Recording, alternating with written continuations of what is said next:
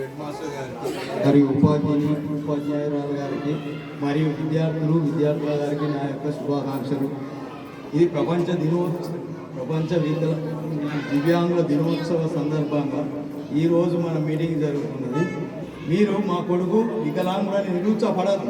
వాళ్ళ దగ్గర ఉన్న తెలివి మనం బయటికి తీయాలంటే కొద్దిగా మనం శ్రమ పడాలి. అదే ఇప్పుడు టీచర్ ఉన్నాడు, ఆయన చెప్పేదానికి మనం ప్రోత్సహిస్తే ఆ సార్ ఇంకా కొద్దిగా ఎక్కువ చెప్తాడు.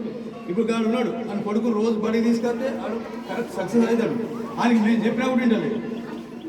అదే రోజు స్కూల్కి తీసుకురా సార్ దగ్గరికి, ఆ పిల్లగాని వల్ల కొద్దిగా ప్రవర్తన మారుతుంది. అదే అక్కడ జంగిల్గా ఇస్తే అది జంగిల్ అవుతాడు. అదే వీళ్ళందరితో ఉన్నాడు అనుకో, ఆయన మనసు ప్రవర్తన వేరే అవుతుంది.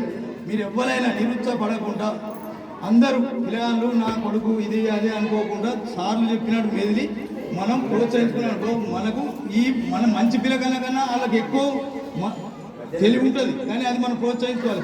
ఇప్పుడు ఒక మాటలు వాళ్ళ దగ్గర ఉన్న తెలివి మాటలు వచ్చిన దగ్గర ఉండదు. అది మనం గుర్తిస్తాం బయట కూడా.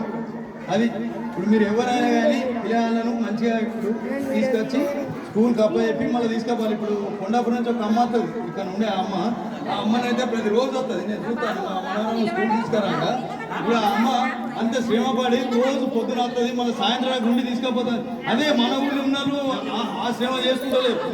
అట్లా అందరూ సార్లకు ప్రోత్సహించారు. మీ పిల్లలను తీసుకొచ్చి మంచి అప్పచెప్పూరి ఉండూరి అవసరం అయితే. మన పిల్లలు దవాఖాన కదా వెయ్యి పెట్టే బదులు ఇక్కడ కొద్దిగా ఒక గంట ఉంటే ఆ పైసల మందమైన మీకు విలువ దొరుకుతుంది. ఇది ఒకటి నా విన్నపం. ఈ అవకాశం ఇచ్చిన పెద్దలందరికీ నా శుభాకాంక్షలు.